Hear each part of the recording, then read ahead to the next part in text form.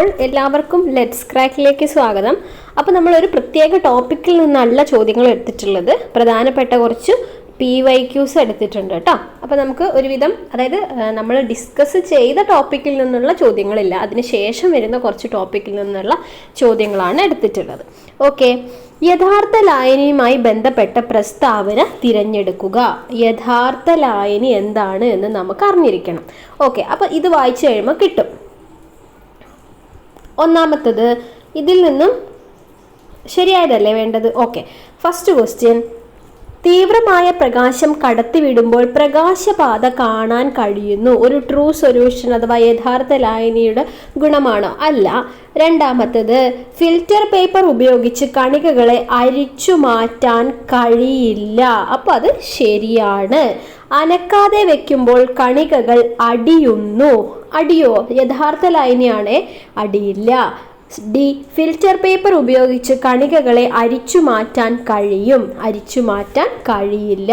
അതുകൊണ്ട് 3 തെറ്റാണ്. നമുക്ക് ശരിയായിട്ടുള്ളതാണ് വേണ്ടത്. ഓപ്ഷൻ ബി ആണ് ശരി. നമുക്ക് അങ്ങനെ അരിച്ചു മാറ്റാനൊന്നും കഴിയില്ല ഒരു യഥാർത്ഥ ലായനിയെ സംബന്ധിച്ചിടത്തോളം. ഓക്കെ, നമുക്ക് യഥാർത്ഥ ലായനി പഠിക്കാനുണ്ട്, കൊളോയിഡ് പഠിക്കാനുണ്ട്, സസ്പെൻഷൻ പഠിക്കാനുണ്ട്. കൊളോയിഡ് എന്ന് പറഞ്ഞു കഴിഞ്ഞാൽ ഉദാഹരണങ്ങൾ ഏതൊക്കെയാണ്? മഷി, പാല്, മൂടൽമഞ്ഞ്, പുക, രക്തം, കഞ്ഞിവെള്ളം, ഇതൊക്കെ എന്താണ്? കൊളോയിഡിന് ഉദാഹരണങ്ങളാണ്. കൊളോയിഡുകൾ നമുക്കൊരു ഭിന്നാത്മക മിശ്രിതങ്ങളാണ് എന്ന് പറയാം. ഭിന്നാത്മകം എന്ന് പറഞ്ഞു കഴിഞ്ഞാൽ ഒരേപോലെ ആയിരിക്കില്ല ഘടകങ്ങളുടെ അനുപാതം എല്ലാ ഭാഗത്തും ഉണ്ടാവുക, അല്ലേ? ഏകാത്മക മിശ്രിതമാണെങ്കിലാണ് എല്ലാ ഭാഗത്തും ഒരേപോലെ കോൺസെൻട്രേഷൻ ഉണ്ടാവുന്നത്. ഓക്കെ, അപ്പം കൊളോയിഡ് ഒരു ഭിന്നാത്മക മിശ്രിതമാണ് എന്ന് നമുക്ക് പറയാം. ഓക്കെ,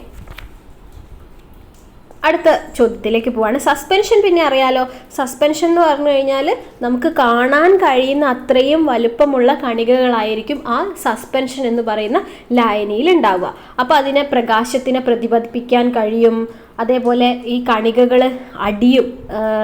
കുറച്ച് വലിയ കണികകളാണല്ലോ, അത് അടിയുകയും ചെയ്യും. ഓക്കെ, അതുകൊണ്ട് തന്നെ നമുക്ക് ഫിൽറ്റർ പേപ്പർ ഉപയോഗിച്ച് കണികകളെ അരിച്ചു മാറ്റാനൊക്കെ കഴിയും.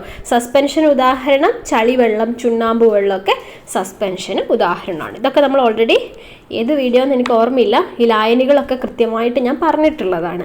രണ്ടാമത്തെ ചോദ്യത്തിലേക്ക് പോവാണ്. താഴെ തന്നിരിക്കുന്ന ലായനിയെ സംബന്ധിച്ച് പ്രസ്താവനകളിൽ ശരിയായവ തിരഞ്ഞെടുക്കുക. ഓക്കെ, ശരിയായതാണേ വേണ്ടത്. ശ്രദ്ധിച്ചു നോക്കിക്കോ.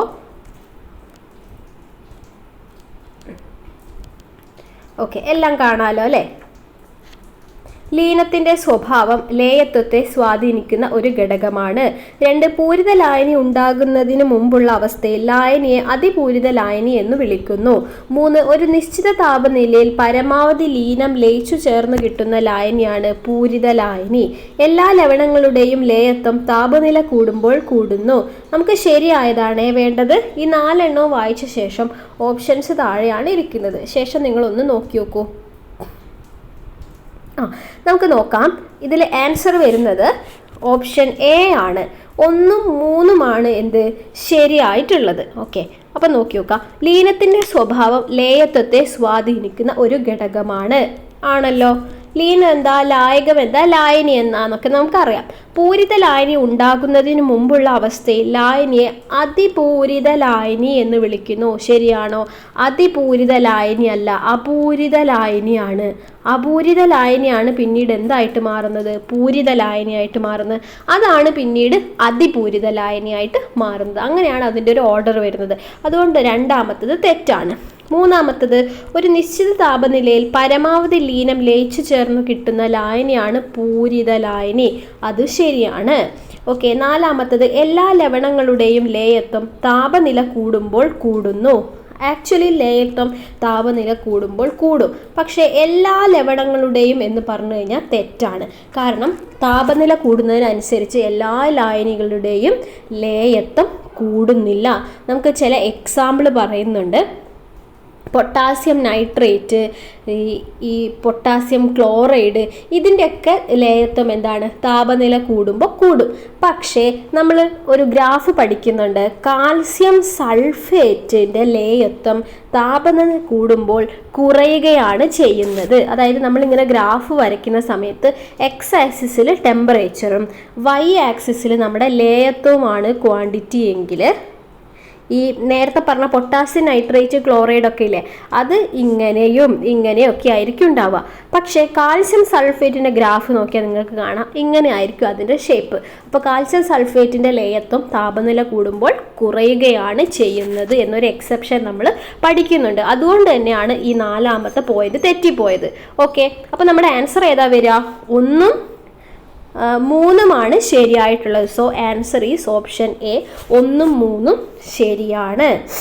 ഓക്കെ, 3ാമത്തെ ചോദ്യം, 1 ലിറ്റർ ലായനിയിൽ അടങ്ങിയിരിക്കുന്ന ലീനത്തിൻ്റെ മോളുകളുടെ എണ്ണമാണ് എന്ത്? മൊളാരിറ്റി. മൊളാരിറ്റിയും നമുക്ക് പഠിക്കാനുണ്ട്, മൊളാലിറ്റിയും നമുക്ക് പഠിക്കാനുണ്ട്. മൊളാരിറ്റി എന്ന് പറയുന്നത് ക്യാപിറ്റൽ എം കൊണ്ട് നമ്മൾ ഡിനോട്ട് ചെയ്യുന്നു. അതിൻ്റെ ഇക്വേഷൻ പറയുവാണെങ്കിൽ എന്ത് പറയാം? ലീനത്തിൻ്റെ മുകളിൽ ലീനത്തിൻ്റെ മോളുകളുടെ എണ്ണം ഡിവൈഡഡ് ബൈ ലായനിയുടെ ലിറ്ററിലുള്ള വ്യാപ്തം. ഇതാണ് നമുക്ക് മൊളാരിറ്റി കാണാൻ വേണ്ടിയിട്ട് നമ്മൾ ചെയ്യുന്നത്. ഓക്കെ, മൊളാരിറ്റി താപനിലേനെ ആശ്രയിക്കുന്ന ഒരു ക്വാണ്ടിറ്റിയാണ്. അതേസമയം മൊളാലിറ്റി ആണെങ്കിൽ സ്മോൾ എം ഉപയോഗിച്ച് നമ്മൾ പറയും. അതിൻ്റെ ഇക്വേഷൻ എന്ത് പറയാം? മുകളിൽ ലീനത്തിൻ്റെ മോളുകളുടെ എണ്ണം ഡിവൈഡഡ് ബൈ കിലോഗ്രാമിൽ ഉള്ള ലായകത്തിൻ്റെ പിണ്ഡം, കിലോഗ്രാമിലുള്ള ലായകത്തിൻ്റെ പിണ്ഡം. അപ്പം വ്യത്യാസം മനസ്സിലായോ? മുകളിൽ ഇവിടെ ആരായിരുന്നു? ലീനത്തിൻ്റെ മോളുകളുടെ എണ്ണം ഡിവൈഡഡ് ബൈ ലായനിയുടെ വ്യാപ്തമായിരുന്നു വേണ്ടത്, അത് ലിറ്ററിലാണ്. ഓക്കെ, ഇവിടെ എന്താണ്? ഇവിടെ മൊളാലിറ്റി എങ്ങനെയാണ് പറയുന്നത്? ലീനത്തിൻ്റെ മോളുകളുടെ എണ്ണം, അത് തന്നെയാണ് ന്യൂമറേറ്ററിൽ എണ്ണം തന്നെയാണ് കൊടുത്തിട്ടുള്ളത്, ഡിവൈഡഡ് ബൈ കിലോഗ്രാമിലുള്ള ലായകത്തിൻ്റെ പിണ്ഡമാണ്. ഈ മൊളാലിറ്റി പക്ഷേ എന്ത് ചെയ്യുന്നില്ല? താപനിലയെ ആശ്രയിക്കുന്നില്ല. ഓക്കെ, ഒരു വ്യത്യാസം മനസ്സിലാക്കി വയ്ക്കാം. ഓക്കെ, അടുത്ത ചോദ്യം, പൂരിത ലായനി അല്ലാത്തവയിൽ ഭിന്നാത്മക മിശ്രിതം എന്ന ഗണത്തിൽ വരുന്നത് ഏതാണ്?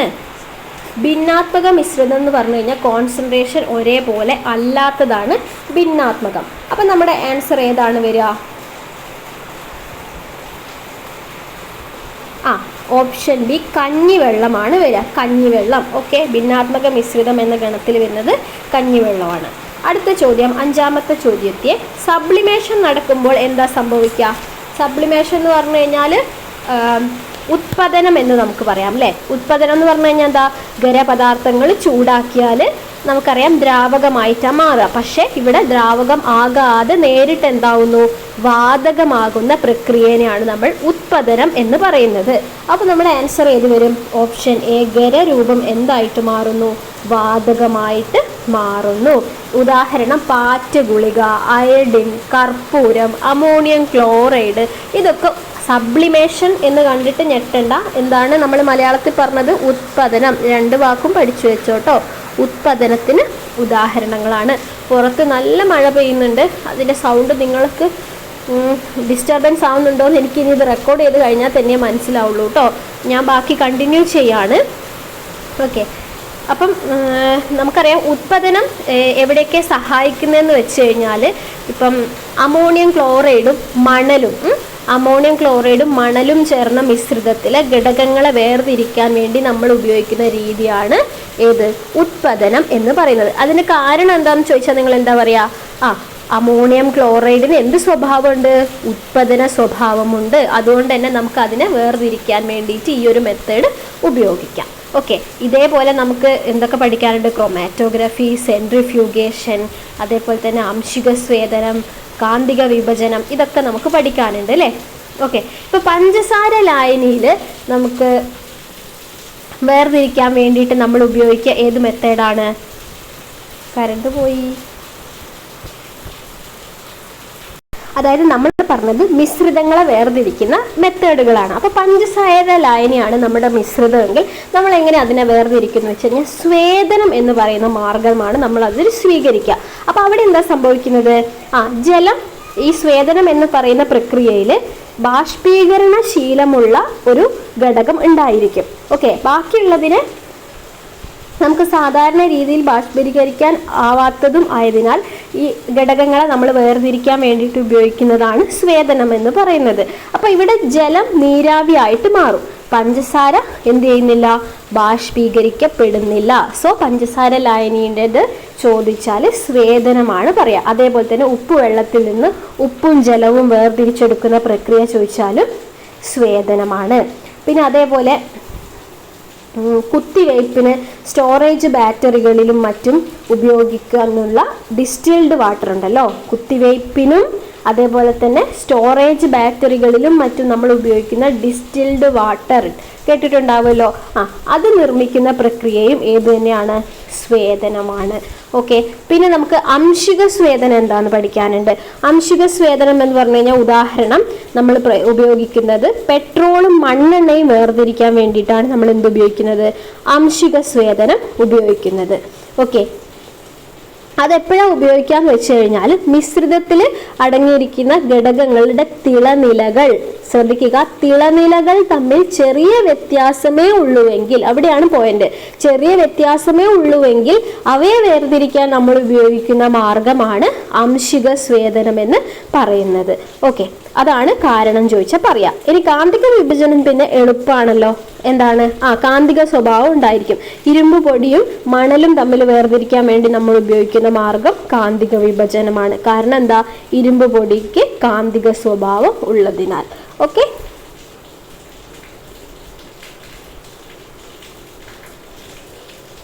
ഇനി നമുക്ക് അടുത്ത ചോദ്യത്തിലേക്ക് പോവാം. ഐസ് ഉരുകി ജലമാവുമ്പോൾ അതിൻ്റെ വ്യാപ്തത്തിന് എന്ത് സംഭവിക്കുന്നു? ഇത് തെറ്റിക്കരുത്. ഇങ്ങനത്തെ ചോദ്യങ്ങളൊക്കെ ആയിരിക്കും ചിലപ്പോൾ നമുക്ക് വരിക. സോ ഐസ് ഉരുകി ജലമാകുമ്പോൾ അതിൻ്റെ വ്യാപ്തം കുറയുന്നു, ഡിക്രീസസ്. ഓർത്ത് വയ്ക്കുക, ഐസ് ഉരുകി ജലമാവുമ്പോൾ അതിൻ്റെ വ്യാപ്തം കുറയുന്നു. സോ ഓപ്ഷൻ ബി ആണ് ആൻസർ വരിക. ഇനി ഏഴാമത്തെ ചോദ്യത്തിലേക്ക് എത്തിയേ.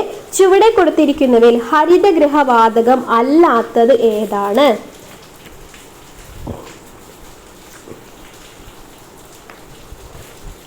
ഓപ്ഷൻ എ ആണ് ആൻസർ വരിക. നൈട്രജൻ ആണ്.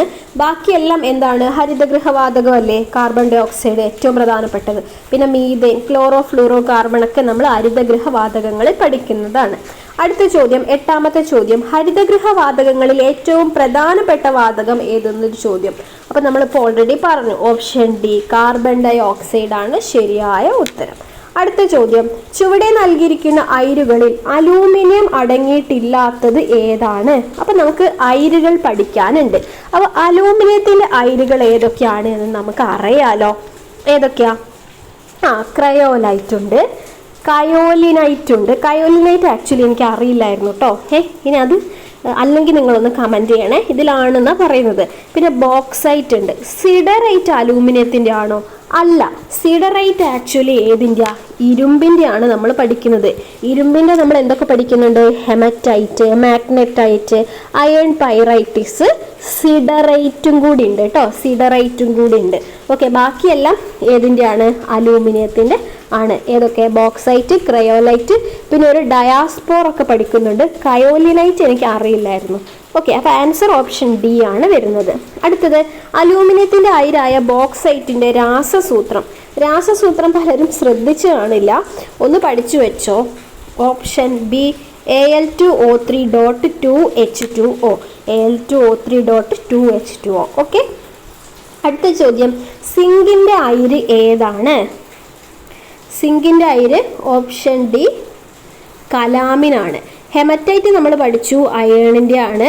ബോക്സൈറ്റ് നമ്മൾ പഠിച്ചു, അലൂമിനിയത്തിൻ്റെ ആണ്. കുപ്രൈറ്റ് ഏതിൻ്റെ ആണ്? ചെമ്പിൻ്റെ ആണ്. ഓക്കെ, കലാമിൻ ഏതിൻ്റെ ആണ്? സിങ്കിൻ്റെ ആണ്. സിങ്കിൻ്റെ വേറെ ഏതൊക്കെ നിങ്ങൾക്കറിയാം? കലാമിനുണ്ട്, സിങ്ക് ബ്ലെൻഡ് ഉണ്ട്. അത് രണ്ടുമാണ് ഏറ്റവും പ്രധാനപ്പെട്ടത്. പിന്നെ ഒരു ഫലറൈറ്റ് ഒക്കെ പറയുന്നുണ്ട്, അതൊന്നും പഠിച്ചില്ലെങ്കിൽ കുഴപ്പമില്ലാന്ന് തോന്നുന്നു. എന്തായാലും കലാമിനും സിങ്ക് ബ്ലെൻഡും നമുക്കറിയാലോ. അതൊക്കെ സിങ്കിൻ്റെ അയിരുകളാണ്. ഓക്കെ, ഇനി അടുത്ത ചോദ്യത്തിലേക്ക് പോവാം. ലോഹങ്ങളുടെ ക്രിയാശീല ശ്രേണിയുമായി ബന്ധപ്പെട്ട് ചുവടെ കൊടുത്തിരിക്കുന്ന പ്രസ്താവനകളിൽ തെറ്റായ പ്രസ്താവന ഏതെന്നാണ് ചോദിച്ചിരിക്കുക. തെറ്റാണ്. ക്രിയാശീലതയുമായി ബന്ധപ്പെട്ടൊരു ചോദ്യം നമുക്ക് വന്നിട്ടുണ്ടായിരുന്നു. എത്ര പേർക്ക് അത് മനസ്സിലായി എന്നറിയില്ല. എന്താണ്, എന്തോ ഒരു ആദേശം ചെയ്യുന്നതുമായി ബന്ധപ്പെട്ട ചോദ്യമായിരുന്നു തോന്നുന്നു. ഓക്കെ, അപ്പം നമുക്ക് നോക്കാം. ഈ 4 ഓപ്ഷനും നിങ്ങൾക്ക് വായിക്കാമല്ലോ അല്ലേ? ഓക്കെ, ഇനി ഞാൻ പറയട്ടെ. തെറ്റായതാണേ വേണ്ടത്. ക്രിയാശീല ശ്രേണിയിൽ മുകളിൽ നിന്ന് താഴേക്ക് വരുംതോറും ക്രിയാശീലം കൂടി വരുന്നു എന്നാ പറയുന്നത്. അങ്ങനെയാണോ? അല്ല. അതുകൊണ്ട് ഓപ്ഷൻ എ തന്നെയാണ് ആൻസർ വരുന്നത്. ഓപ്ഷൻ എ തെറ്റാണ്. അടുത്തത്, ക്രിയാശീലം കൂടിയ ലോഹങ്ങൾക്ക് ക്രിയാശീലം കുറഞ്ഞ ലോഹങ്ങളെ അവയുടെ ലവണ ലായനിയിൽ നിന്ന് ആദേശം ചെയ്യാൻ കഴിയും. ഇതൊരു പ്രധാനപ്പെട്ട പോയിന്റാണ്. ശരിയാണ്. അതായത് ക്രിയാശീലത കുറഞ്ഞു വരുന്ന രീതിയിലാണ് നമ്മൾ അവയെ അറേഞ്ച് ചെയ്തിരിക്കുന്നത്. അപ്പം മുകളിലുള്ളത് ആരാണോ? അപ്പം മുകളിൽ പൊട്ടാസ്യമാണ് നമ്മൾ പഠിക്കുന്നത്, താഴെ സ്വർണം നമ്മൾ പഠിക്കുന്നുണ്ട്, താഴേക്ക് അങ്ങനെ വരുന്നു. അപ്പോൾ ക്രിയാശീലത കൂടിയ ലോഹങ്ങൾക്ക് ക്രിയാശീലത കുറഞ്ഞ ലോഹങ്ങളെ അവയുടെ ലവണ ലായനിയിൽ നിന്ന് ആദേശം ചെയ്യാൻ കഴിയുമെന്ന് പറയുന്നത് ഇത് ശരിയാണ് കേട്ടോ. അടുത്തത്, ക്രിയാശീല ശ്രേണിയിൽ ഹൈഡ്രജന് മുകളിൽ വരുന്ന ലോഹങ്ങൾ നേർപ്പിച്ച ആസിഡുമായി പ്രവർത്തിച്ച് ഹൈഡ്രജനെ ആദേശം ചെയ്യുന്നു. എനിക്ക് തോന്നുന്നു ഈ പോയിന്റുമായി ബന്ധപ്പെട്ടൊരു ചോദ്യമാണ് നമുക്ക് വന്നത്. ഓക്കെ, അതിന് ക്രിയാശീല ശ്രേണി പഠിച്ചു വെക്കണം. അതിനൊരു കോഡൊക്കെ, കുറേ കോഡുകൾ ഞാൻ കണ്ടു.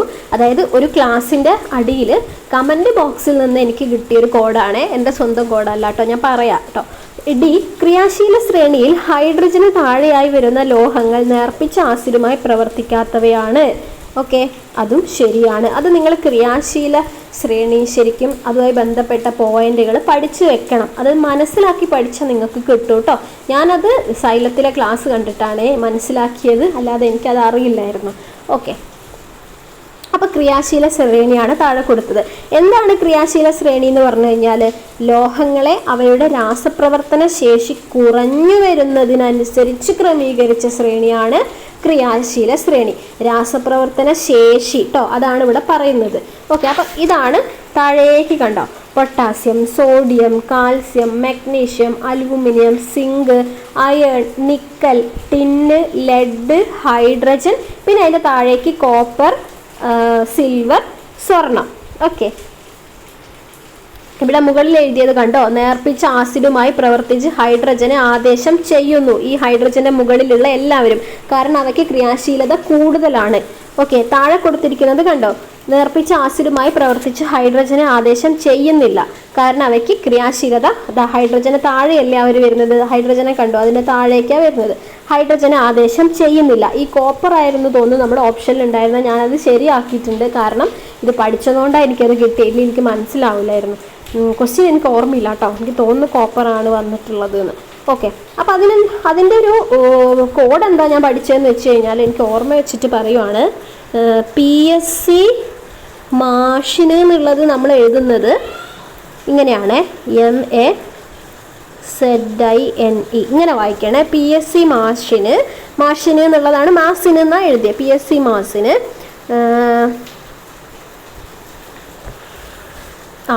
ഒരു ടിന്നിൽ എന്നുള്ളത് ഇങ്ങനെ എഴുതി കേട്ടോ. ടിന്നിൽ എന്തുമായിട്ട് വന്നു, ലഡുവായിട്ട് വന്നു. അപ്പം നമുക്ക് PSC ഒക്കെ കിട്ടിയപ്പോൾ നമ്മളെ PSC പഠിപ്പിച്ച സാറ് ലഡു ഒക്കെ ആയിട്ട് കാണാൻ പോവാ. ടിന്നിൽ ലഡു ആയിട്ട് വന്നപ്പോൾ ഹായ് പറഞ്ഞു വന്ന ആര്, കോപ്പർ, സിൽവർ തന്നെ എഴുതാം. ഓക്കെ, എഴുതാൻ കുറച്ച് ബുദ്ധിമുട്ടാണ്. സിൽവറും ഗോൾഡും അടിച്ചോണ്ട് പോയി എന്നാണ് കേട്ടോ. ഇതാണ് കോഡ്. ഇതിലും എളുപ്പമുള്ള കോഡുകളൊക്കെ പലർക്കും ഉണ്ടാവും, പക്ഷെ ഞാൻ ഇതായി പോയി പഠിച്ചത്, അതുകൊണ്ട് എനിക്ക് ഇതന്നെയാണ് എളുപ്പം. ഇത് വെച്ചതുകൊണ്ടാണ് എനിക്ക് അത് മനസ്സിലായത്. PSC മാസിന്, അതായത് P potassium, okay, S sodium, PSC, C ഏത് വരും, calcium. Okay, PSC potassium, sodium, calcium. മാസിന് ആരൊക്കെ അതിനകത്ത് വരുന്നത്, മഗ്നീഷ്യം, ഇവിടെ എഴുതട്ടെ, മഗ്നീഷ്യം, അലൂമിനിയം, ഒരു വൃത്തിയില്ലല്ലോ ഈശ്വര, ഒന്നും കൂടി എഴുതാം കേട്ടോ, നിങ്ങൾക്ക് മനസ്സിലാവുന്നുണ്ടാവില്ല. ഓക്കെ, ഒന്നും കൂടി എഴുതാം. ഓക്കെ, P ഏതാണ്, potassium, S sodium, C calcium. കിട്ടിയല്ലോ. മാസിന് എന്നുള്ളതിൽ ആരൊക്കെ ഉണ്ടെന്ന് അറിയാവോ, magnesium, A aluminium, Z zinc, I iron, അതായത് Fe അയേണ്, പിന്നെ N ആരാണ്? നിക്കൽ. ഓക്കെ, ഇനി അടുത്തത് ടിന്ന്. നമ്മളെ ടിന്ന് തന്നെ, ടിന്ന്. ലെഡ് എന്ന് പറഞ്ഞു കഴിഞ്ഞാൽ ലെഡ്, ഹായ് എന്ന് പറഞ്ഞു കഴിഞ്ഞാൽ ഹൈഡ്രജൻ. Okay, hydrogen. പിന്നെ ഹായ് പറഞ്ഞു വന്ന കോപ്പർ, കോപ്പർ പിന്നെ കോപ്പർ തന്നെ, സിൽവർ, ഗോൾഡ്, അത്രയേ ഉള്ളൂ. ഇതാണ് ഇതിൻ്റെ ഓർഡർ വരുന്നത്. അപ്പം PSC മാസിന്, ഈ മാസിന് എന്നുള്ളതിൽ magnesium, aluminium, zinc, iron, nickel അങ്ങനെയാണ്. പിന്നെ മാസിന് ടിന്നിൽ ലഡുവായി വന്നപ്പോൾ ഹായ് പറഞ്ഞു വന്ന കോപ്പർ സിൽവറും ഗോൾഡും അടിച്ചുകൊണ്ട് പോയി. ഒരു 1-2 തവണ പറഞ്ഞാൽ കിട്ടാവുന്നതേ ഉള്ളൂ. അതൊന്ന് പഠിച്ചു വയ്ക്കുക. ഓക്കെ, അടുത്ത ചോദ്യത്തിലേക്ക് പോവാണ്. അതിന് മുമ്പ് കൺഫ്യൂഷൻ വരുന്ന ഒരു ഏരിയ ആണിത്. എല്ലാ അയിരുകളും എന്താണ്? ധാതുക്കളാണ്. എന്നാൽ എല്ലാ ധാതുക്കളും അയിരുകളല്ല എന്ന് പറയുന്ന ഒരു പോയിന്റ് ഉണ്ട് കേട്ടോ. അതൊന്ന് കൃത്യമായി നോക്കി വെച്ചോ. ഇങ്ങനത്തെ ചില സാധനത്തിലൊക്കെയാണ് നമ്മൾ വീണു പോവുക. എന്താണ്? എല്ലാ അയിരുകളും ധാതുക്കളാണ്. അപ്പോൾ അയിരുകൾ എന്ന് പറഞ്ഞു കഴിഞ്ഞാൽ എന്താ ശരിക്കും? നമുക്ക് എളുപ്പത്തിലും വേഗത്തിലും അതേപോലെ തന്നെ ലാഭകരമായിട്ടും, അതായത് ചെലവ് കുറഞ്ഞ രീതിയിലും ഒരു ലോഹത്തെ നമുക്ക് വേർതിരിച്ചെടുക്കാൻ കഴിയുന്ന ധാതുക്കളെയാണ് നമ്മൾ അയിരുകൾ എന്ന് പറയുന്നത്. ഓക്കെ, അപ്പം എന്തൊക്കെ ഉണ്ടായിരിക്കണം? നമുക്ക് സുലഭമായിരിക്കണം അത്. അതേപോലെ തന്നെ ചെലവ് കുറഞ്ഞ രീതിയിൽ നമുക്ക് അതിൽ നിന്ന് ലോഹത്തെ വേർതിരിച്ചെടുക്കാൻ പറ്റണം. ആ ലോഹത്തിൻ്റെ അംശം അതിൽ കൂടുതൽ ഉണ്ടാവുകയും ചെയ്യണം. അതിനാണ് നമ്മൾ അയിര് എന്ന് പറയുന്നത്. അതുകൊണ്ട് തന്നെ എല്ലാ അയിരുകളും എന്താണ്? ധാതുക്കളാണെന്ന് പറയാം. പക്ഷെ എല്ലാ ധാതുക്കളും എന്തല്ല? അയിരുകളല്ല. മനസ്സിലായോ? ധാതുക്കൾ എന്ന് പറഞ്ഞു കഴിഞ്ഞാൽ എന്താ? മിനറൽസ്. അതായത് പ്രകൃതിദത്തമായിട്ട് നമുക്ക് കിട്ടുന്നുണ്ടല്ലോ, പ്രകൃതിയിൽ നിന്ന് നമുക്ക് നേരിട്ട് കിട്ടുന്നതാണ് ധാതുക്കൾ എന്ന് നമ്മൾ പറയുന്നത്. ഓക്കെ, മിനറൽസ് എന്ന് പറഞ്ഞു കഴിഞ്ഞാൽ കുറച്ചും കൂടി നിങ്ങൾക്ക് കിട്ടുമായിരിക്കും. ഓക്കെ, അതൊന്ന് മനസ്സിലാക്കി വെക്കുക കേട്ടോ. ഇനി അടുത്ത പോയിന്റിലേക്ക് പോവാണ്. സിങ്ക് ബ്ലെൻഡിന്റെ സാന്ദ്രണത്തിന് ഉപയോഗിക്കുന്ന മാർഗം ഏതാണ്? സിങ്ക് ബ്ലെൻഡിൻ്റെ സാന്ദ്രണം എന്ന് പറഞ്ഞു കഴിഞ്ഞാൽ നമ്മൾ സിങ്ക് ബ്ലെൻഡ് എന്ന് എഴുതുന്നത് ZnS എന്നാണ്. ഓക്കെ, അപ്പം നമ്മൾ പഠിച്ചിട്ടുണ്ട് അധികവും സൾഫൈഡ് അയിരുകളുടെ സാന്ദ്രണത്തിന് വേണ്ടിയിട്ട് നമ്മൾ ഉപയോഗിക്കുന്ന മെത്തേഡാണ് ഏതെന്ന് പറയുന്നത്?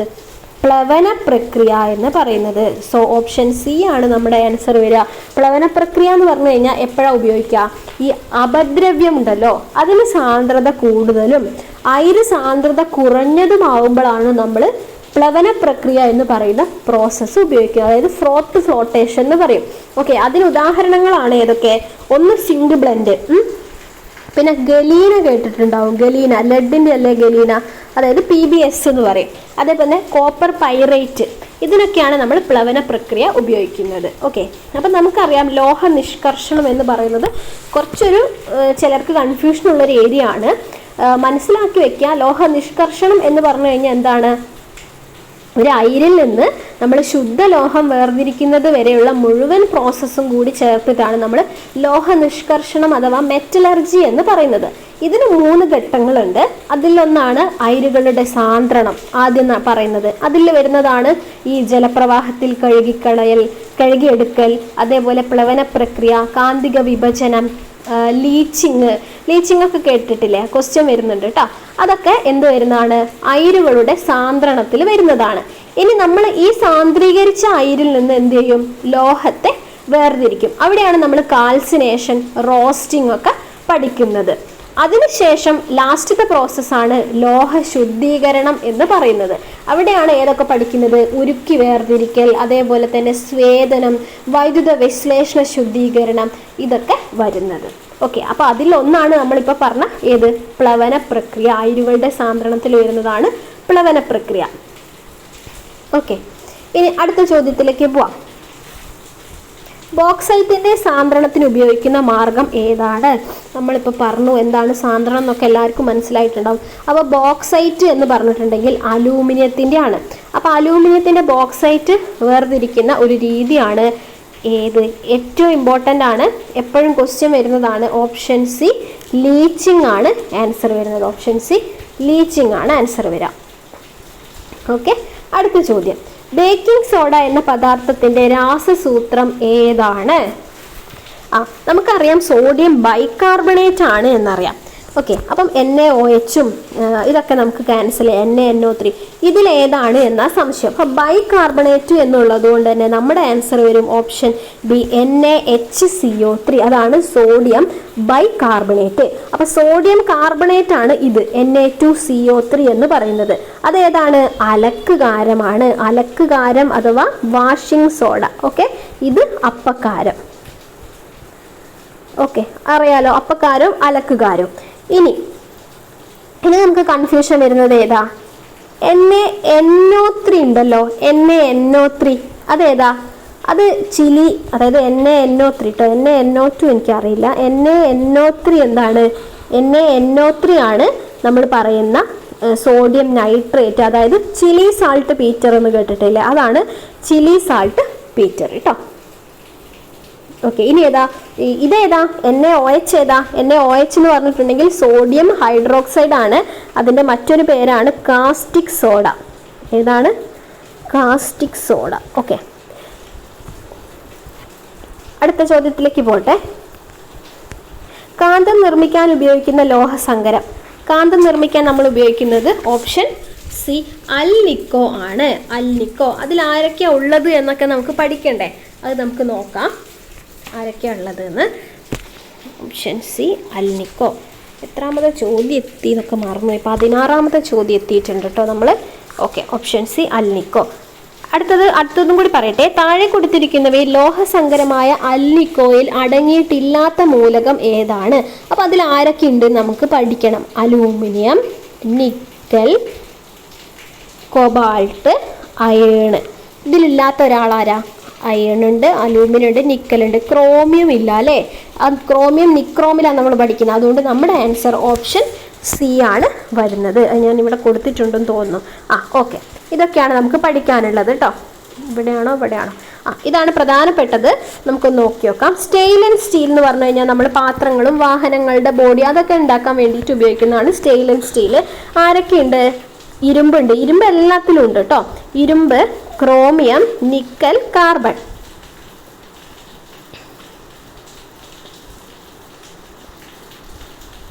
ഓക്കെ, ഒരു മിനിറ്റ്.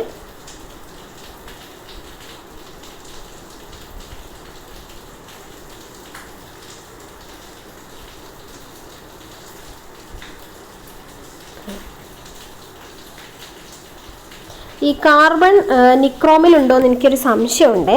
അതാണ് ഞാൻ നോക്കിയത്. സ്റ്റെയിൻലെസ് സ്റ്റീലിലും ഇതിൽ ഒരേ എണ്ണം കണ്ടു. അതൊന്ന് നിങ്ങൾ അറിയെങ്കിലും ഒന്ന് കമൻറ്റ് ചെയ്യണം കേട്ടോ. ഓക്കെ, അപ്പോൾ സ്റ്റെയിൻലെസ് സ്റ്റീലിൽ ഇരുമ്പ്, ക്രോമിയം, നിക്കൽ, കാർബൺ ശരിയാണ്. അൽനിക്കോ നമ്മളിപ്പോൾ പഠിച്ചു. Aluminium, nickel, cobalt, iron. നിക്രോമിൽ അയൺ, നിക്കൽ, ക്രോമിയം ഇത്രയും ഞാൻ പഠിച്ചിട്ടുണ്ടായിരുന്നുള്ളൂ. കാർബൺ എനിക്ക് സംശയമുണ്ട്. ഓക്കെ, ഞാൻ നോക്കിയിട്ട് പറഞ്ഞുതരാം. ഇനി ഇത് ബാക്കി നമുക്ക് ഇമ്പോർട്ടൻ്റ് ആയിട്ടുള്ള കുറച്ചെണ്ണം കൂടി പറഞ്ഞുതരാം. ബ്രോൺസ് എന്ന് പറഞ്ഞു കഴിഞ്ഞാൽ വെങ്കലമാണ്. ആരൊക്കെയാണ്? ചെമ്പും ടിന്നും ചേർന്നതാണ് ബ്രോൺസ് അഥവാ വെങ്കലം. ഇനി പിച്ചള അഥവാ ബ്രാസ് ആണെങ്കിലോ ചെമ്പ്, സിങ്ക് ആണ് പിച്ചള. നിക്രോം നമ്മൾ പറഞ്ഞു നിക്കൽ, ഇരുമ്പ്, ക്രോമിയം. അൽനിക്കോ അലൂമിനിയം, നിക്കൽ, ഇരുമ്പ്, കൊബാൾട്ട്. ഫ്യൂസ് വയർ നമുക്കറിയാലോ ഏതൊക്കെയാ? ടിന്നും ലെഡും. ഇനി സ്റ്റെയിൻലെസ് സ്റ്റീൽ നമ്മൾ പറഞ്ഞു ഇരുമ്പ്, നിക്കൽ, ക്രോമിയം, കാർബൺ. ഓക്കെ, ഇതൊക്കെ ഒന്ന് പ്രധാനപ്പെട്ടതാണ്, പഠിച്ചു വയ്ക്കുക. അടുത്ത ക്വസ്റ്റ്യൻ എത്തി. 18ാമത്തെ ചോദ്യം. സ്വാഭാവിക റബ്ബറിൻ്റെ ഗുണങ്ങൾ മെച്ചപ്പെടുത്താനായി അതിൽ ചേർക്കുന്ന പദാർത്ഥം ഏതാണ്? Option B, sulphur. നമ്മൾ വൾക്കനൈസേഷൻ എന്ന പ്രോസസ്സൊക്കെ പഠിച്ചിട്ടുണ്ടാവും. എന്തിനു വേണ്ടിയിട്ടാണ് വൾക്കനൈസേഷൻ? അതിൻ്റെ കാഠിന്യം കൂട്ടാൻ വേണ്ടിയിട്ടല്ലേ അല്ലേ? റബ്ബറിൻ്റെ കാഠിന്യം കൂട്ടാനാണ് വൾക്കനൈസേഷൻ. അത് സൾഫർ ചേർക്കുന്ന പ്രക്രിയയാണ്. അടുത്ത ചോദ്യം 19ാമത്തെ ചോദ്യം. അസെക്ടോബാക്ടർ ബാക്ടീരിയ അന്തരീക്ഷത്തിലെ ഏത് വാതകവുമായി പ്രവർത്തിച്ചാണ് നൈട്രേറ്റ് ഉണ്ടാകുന്നത്? സിമ്പിളായിട്ടുള്ള ചോദ്യമാണ്. Option C, nitrogen. Option C, nitrogen. 20ാമത്തെ ചോദ്യത്തിൽ താഴെ കൊടുത്തിരിക്കുന്നവയിൽ ലോഹങ്ങളുടെ വിഭാഗത്തിൽ പെടാത്തവ ഏത്? ഇതല്ല. ഓപ്ഷൻ ബി ആണ് ആൻസർ വരുന്നത്. Germanium, silicon, bismuth. Sorry, bismuth അല്ല, ബോറോണ്. Germanium, silicon, boron. ഇതെന്തിന് വരുന്നതാണ്? താഴെ ഒരു ക്വസ്റ്റ്യൻ ഉണ്ട്, അപ്പോൾ പറയാം. താഴെ കൊടുത്തിരിക്കുന്നതിൽ ഉപലോഹങ്ങളുടെ വിഭാഗത്തിൽ പെടുന്നവ ഏതൊക്കെയാണ്? അപ്പൊ നമുക്ക് കിട്ടും ഓപ്ഷൻ ഡി ആണ് ജെർമേനിയം, സിലിക്കൺ, ആഴ്സനിക്. അപ്പൊ ഇവരൊക്കെ ആരാണ്? ഉപലോഹങ്ങളാണ്. ജെർമേനിയം, സിലിക്കൺ, ആഴ്സനിക് ഒക്കെ ഉപലോഹങ്ങളാണ് കേട്ടോ. ഓക്കെ, അടുത്ത ചോദ്യത്തിലേക്ക് പോവാം. അപ്പോൾ പ്രധാനപ്പെട്ട ഉപലോഹങ്ങൾ ഏതൊക്കെയാണ് അതും കൂടി പറയാലോ. ഒന്ന് ബോറോൺ ഉണ്ട്, പിന്നെ സിലിക്കൺ ഉണ്ട്, പിന്നെ ഏതൊക്കെയാണ്? ജെർമേനിയം ഉണ്ട്, ആഴ്സനിക് ഉണ്ട്, പിന്നെ ആൻറ്റിമണി, ടെലൂറിയം, പൊളോണിയം. ഇതൊക്കെ പ്രധാനപ്പെട്ട ഉപലോഹങ്ങളാണ്. ഓക്കെ, അടുത്ത ചോദ്യം. സംഭരണ ബാറ്ററികളിൽ ഉപയോഗിക്കുന്ന ആസിഡ് ഏതാണ്? സംഭരണ ബാറ്ററികൾ ഏതാണ്? ഓപ്ഷൻ ഡി സൾഫ്യൂരിക് ആസിഡ് ആണ്. വേറെ ഏതൊക്കെയൊക്കെയാണ് ഉപയോഗിക്കുന്നത്? ഒരു ക്വസ്റ്റ്യൻ ഉണ്ട്, നമുക്ക് അവിടെ പറയാം. രാസവസ്തുക്കളുടെ രാജാവ് എന്നാണ് സൾഫ്യൂരിക് ആസിഡ് അറിയപ്പെടുന്നത് ആണല്ലോ. നമ്മുടെ നിത്യജീവിതത്തിലെ ഏതെല്ലാം സന്ദർഭങ്ങളിൽ സൾഫ്യൂരിക് ആസിഡ് ഉപയോഗിക്കുന്നു? ക്വസ്റ്റ്യൻ ഇതാണ്. ഓക്കെ, ഏതൊക്കെയാണ്? രാസവളത്തിന്റെ നിർമ്മാണം ശരിയാണ്. മഷിയുടെ നിർമ്മാണം അല്ല. പാഴ്ജല ശുദ്ധീകരണം ഉണ്ട്. അടുത്തത് ഭക്ഷണത്തിന് ദഹനം ഉണ്ടോ? ഇല്ല. അതുകൊണ്ട് നമ്മുടെ ആൻസർ വരുന്നത് 1, 3 എന്ന് പറയുമ്പോൾ ഓപ്ഷൻ ബി ആണ് ആൻസർ വരിക. 1, 3 ശരിയായിട്ടുള്ള ഉത്തരം. ഓക്കെ, ഇനി 24ാമത്തെ ചോദ്യം. ചോദ്യത്തിന് പോകുന്നതിന് മുമ്പ് ഇതൊന്ന് നോക്കി വെച്ചോ. ഏതൊക്കെയാണ്? വിനാഗിരി നമുക്കറിയാം അച്ചാറുകളിലും മറ്റു ഭക്ഷ്യവസ്തുക്കളിലുമാണ് നമ്മൾ ഉപയോഗിക്കുന്നത്. സിട്രിക് ആസിഡോ ഭക്ഷ്യവസ്തുക്കൾ കേടുവരാതെ സൂക്ഷിക്കാൻ, അതേപോലെ പാനീയങ്ങളിലൊക്കെ നമ്മൾ ഉപയോഗിക്കുന്നു. നൈട്രിക് ആസിഡ് ആണെങ്കിലോ രാസവളം, പെയിന്റ് എന്നിവയുടെ നിർമ്മാണം, ഡൈ ഒക്കെ നിർമ്മിക്കാൻ നൈട്രിക് ആസിഡ്. ഇനി സൾഫ്യൂരിക് ആസിഡ് നമ്മൾ പറഞ്ഞു മോട്ടോർ വാഹനങ്ങളിലെ ബാറ്ററി ഉപയോഗിക്കുന്നു. ടാനിക് ആസിഡിലാണ് ഏത് വരുന്നത്? മഷി വരുന്നത്. മഷി, തുകൽ എന്നിവയുടെ നിർമ്മാണം ടാനിക് ആസിഡ്. ഇനി ബെൻസോയിക് ആസിഡ് ആണെങ്കിൽ ഭക്ഷണ പദാർത്ഥങ്ങൾ കേടുകൂടാതെ സൂക്ഷിക്കാം. ഓക്കെ, ഇതൊക്കെ ഒന്ന് നോക്കി വെച്ചോളൂ കേട്ടോ. അപ്പോൾ സൾഫ്യൂരിക് ആസിഡ് എന്തിലൊക്കെയാണ്? സ്റ്റോറേജ് ബാറ്ററി, കാർ ബാറ്ററി, അതേപോലെ രാസവള നിർമ്മാണം, ഡിറ്റർജൻറ്റുകളുടെ നിർമ്മാണം, ചായങ്ങൾ നിർമ്മിക്കാനൊക്കെ നമ്മൾ സൾഫ്യൂരിക് ആസിഡ് ഉപയോഗിക്കുന്നുണ്ട് കേട്ടോ. ഇനി അക്വാറീജിയ ഏതൊക്കെ ആസിഡുകളുടെ മിശ്രിതം ആണ്? അക്വാറീജിയ കേട്ടതാണല്ലോ. ഈ കുലീന ലോഹങ്ങളെ ലയിപ്പിക്കാൻ സാധിക്കുന്നു എന്നൊക്കെ നമ്മൾ പഠിച്ചിട്ടുള്ളതാണ്. അത് ഏതൊക്കെയാ മിശ്രിതങ്ങൾ എന്ന് ചിലപ്പം മറന്നുപോയിട്ടുണ്ടാവും. ഹൈഡ്രോക്ലോറിക് ആസിഡും HNO3 വരുന്നത്. അത് ഈ അക്വാറീജിയനെയാണ് നമ്മൾ എന്ത് പറയുന്നത്? രാജകീയ ദ്രാവകം എന്ന് പറയുന്നത് അല്ലേ? രാജകീയ ദ്രാവകം എന്ന് പറയുന്നത് അക്വാറീജിയാണ്. HCl-ഉം HNO3 ഓക്കെ, അടുത്ത ചോദ്യം. ആമാശയ രസത്തിൽ അടങ്ങിയിരിക്കുന്ന ആസിഡ് സിമ്പിളായി പോയില്ലേ? ഓപ്ഷൻ എ ഹൈഡ്രോക്ലോറിക് ആസിഡ് ആണ്. ഓക്കെ, അടുത്ത ചോദ്യം. നേർപ്പിച്ച ഹൈഡ്രോക്ലോറിക് ആസിഡ് സിങ്കുമായി പ്രവർത്തിക്കുമ്പോൾ ലഭിക്കുന്ന വാതകം ഏതാണ്? അപ്പം നമുക്കറിയാം ആസിഡും ലോഹവും തമ്മിൽ പ്രവർത്തിച്ച എന്ത് വരും? ഓപ്ഷൻ എ ഹൈഡ്രജൻ ആണ് പുറത്തേക്ക് വരുന്ന വാതകം. അടുത്ത ചോദ്യം 27 എത്തിയിട്ടുണ്ട്. നിത്യേന ആസിഡിക സ്വഭാവമുള്ളതും ആൽക്കലി സ്വഭാവമുള്ളതുമായ ഭക്ഷണ പദാർത്ഥങ്ങൾ കഴിക്കാറുണ്ടെങ്കിലും രക്തത്തിന്റെ pH സ്ഥിരമായി നിലനിൽക്കാൻ കാരണം രക്തം ഒരു ഡാഷ് ലായനിയാണ്. അതേതാണ്? ബഫർ സൊല്യൂഷൻ എന്ന് നമ്മൾ പഠിച്ചിട്ടുണ്ടാവും. ബഫർ സൊല്യൂഷൻ എന്ന് പറഞ്ഞു കഴിഞ്ഞാൽ എന്താ?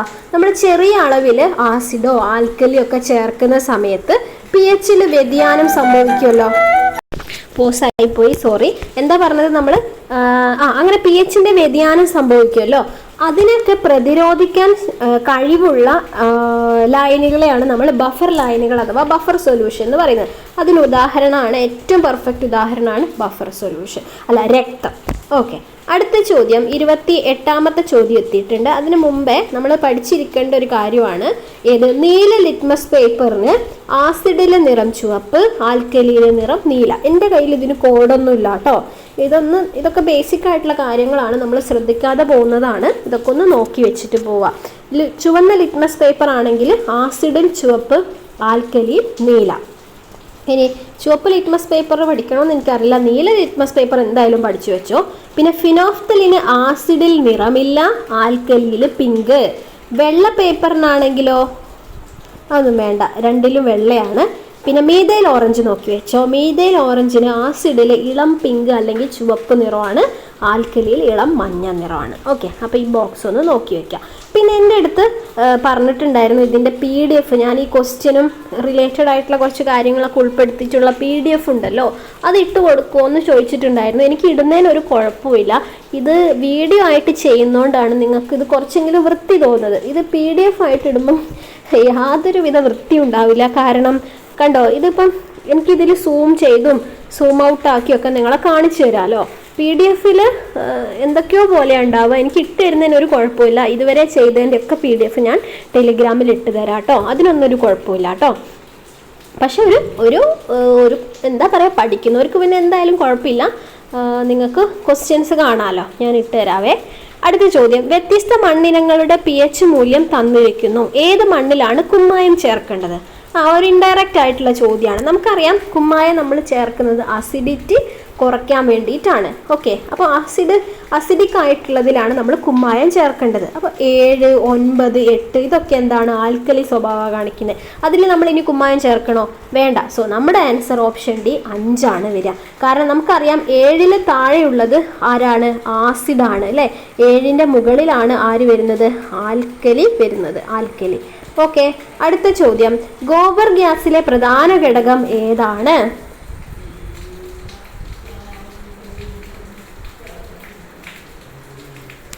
ഓപ്ഷൻ എ മീഥൈൻ ആണ് വരിക, മീഥൈൻ. ഓക്കെ, ഇനി ലാസ്റ്റ് ക്വസ്റ്റ്യൻ ആണെന്ന് തോന്നുന്നു. ലാസ്റ്റ് ക്വസ്റ്റ്യൻ എത്തി കേട്ടോ. ലിക്വിഫൈഡ് നാച്ചുറൽ ഗ്യാസുമായിട്ട്, അതായത് LNG, ശ്രദ്ധിക്കുക, LPG അല്ല ചോദിച്ചത്, LNGയുമായിട്ട് ബന്ധപ്പെട്ട പ്രസ്താവനകളാണ് ചോദിച്ചിട്ടുള്ളത്. അതിൽ ശരിയായതാണ് നമുക്ക് വേണ്ടത്. എല്ലാം കാണുന്നുണ്ടല്ലോ? ഓക്കെ, എല്ലാം ശരിയാണെന്നാണ് ഓപ്ഷൻ ഡി. ഓക്കെ, കാണാമല്ലോ. ഒന്നാമത്തേത് വായിച്ചു നോക്കാം. വാഹനങ്ങളിലും വ്യവസായശാലകളിലും തെർമൽ പവർ സ്റ്റേഷനുകളിലും ഇന്ധനമായിട്ട് ലിക്വിഫൈഡ് നാച്ചുറൽ ഗ്യാസ് ഉപയോഗിക്കുന്നു. ശരിയാണ്. പ്രകൃതിവാതകത്തെ ദ്രവീകരിച്ച് ദൂരസ്ഥലങ്ങളിലേക്ക് കൊണ്ടുപോകുവാൻ സാധിക്കും. ശരിയാണ്. അന്തരീക്ഷ താപനിലയിൽ വീണ്ടും വാതകമാക്കി പൈപ്പ് ലൈനിലൂടെ വിതരണം ചെയ്യാൻ സാധിക്കും. ശരിയാണ്. ലിക്വിഫൈഡ് നാച്ചുറൽ ഗ്യാസിലെ പ്രധാന ഘടകം ബ്യൂട്ടൈൻ ആണ്. ബ്യൂട്ടൈൻ ആണോ? അല്ല. ആരാണ്? LNGയിലെ പ്രധാന ഘടകം മീഥൈൻ ആണ്. LPGയിലെ പ്രധാന ഘടകമാണ് നമ്മൾ ആരെ പഠിക്കുന്നത്? ബ്യൂട്ടൈനെ പഠിക്കുന്നത്. സോ നമ്മുടെ ആൻസർ 1, 2, 3 ആണ് ശരിയായിട്ടുള്ളത്. 4-മത്തത് എന്തുകൊണ്ട് തെറ്റിയെന്നും പറഞ്ഞു. സോ ആൻസർ ഓപ്ഷൻ സി ആണ്.